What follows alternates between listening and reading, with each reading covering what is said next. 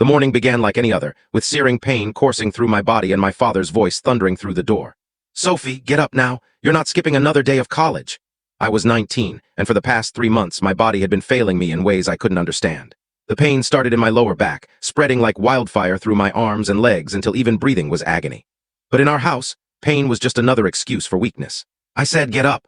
The door swung open, and my father, James Mitchell, stood there in his sharp business suit, his face already flushed with frustration. As a high-profile corporate executive, appearances were everything to him, and a lazy daughter didn't fit his picture-perfect family image. "Dad, please," I whispered, struggling to sit up despite the sharp pain in my spine. "Something's really wrong. I need a doctor." His laugh was harsh, slicing through the air like a blade. "A doctor? For what? So you can waste more of our money proving there's nothing wrong with you? The last 3 doctors found nothing." He wasn't wrong about that. 3 different doctors had run basic tests, finding nothing obvious, but none had done the thorough testing I'd been pleading for. Each time, my father's commanding presence and insistence that I was just acting out had swayed their opinions. My mom peeked into the room, her face etched with concern, but she stayed quiet. She'd stopped defending me weeks ago after Dad threatened to cut off my college tuition if she encouraged my behavior.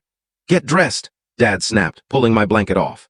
"You've got 10 minutes." Standing sent waves of torment through my body. I gripped the dresser for support, but my legs gave out. Instead of helping me up, my father loomed over me, his face twisted with anger. "Enough of this act," he said, his hand striking my cheek hard enough to jerk my head sideways. "I'm done with your attention-seeking nonsense." "James," my mom finally spoke, rushing to my side. "She's in pain."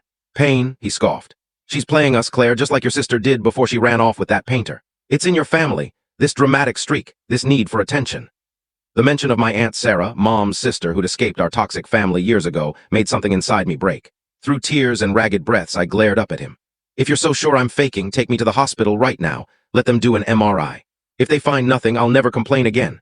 I saw the challenge spark in his eyes. My father never backed down from a challenge. It was what made him so successful in business. "Fine," he spat. "We'll put an end to this nonsense today. Claire, call the hospital and tell them we're on our way. When they find nothing, Sophie, you'll apologize to everyone you've inconvenienced." The drive to the hospital was silent except for my stifled whimpers with every bump in the road. My father's knuckles were white on the steering wheel, his jaw tight with familiar rage. In the ER, his commanding demeanor initially got the usual results. The first doctor was ready to send me home with anxiety meds, but then something unexpected happened. Dr. Sarah Chen walked in, a new neurologist who didn't know my father and, more importantly, wasn't intimidated by him. "Mr. Mitchell," she said firmly after examining me, "your daughter's symptoms suggest several serious neurological conditions. I'm ordering an MRI immediately." "This is absurd," my father began, but Dr. Chen cut him off. "What's absurd is that this is shot video. To watch the full story, click on the link below.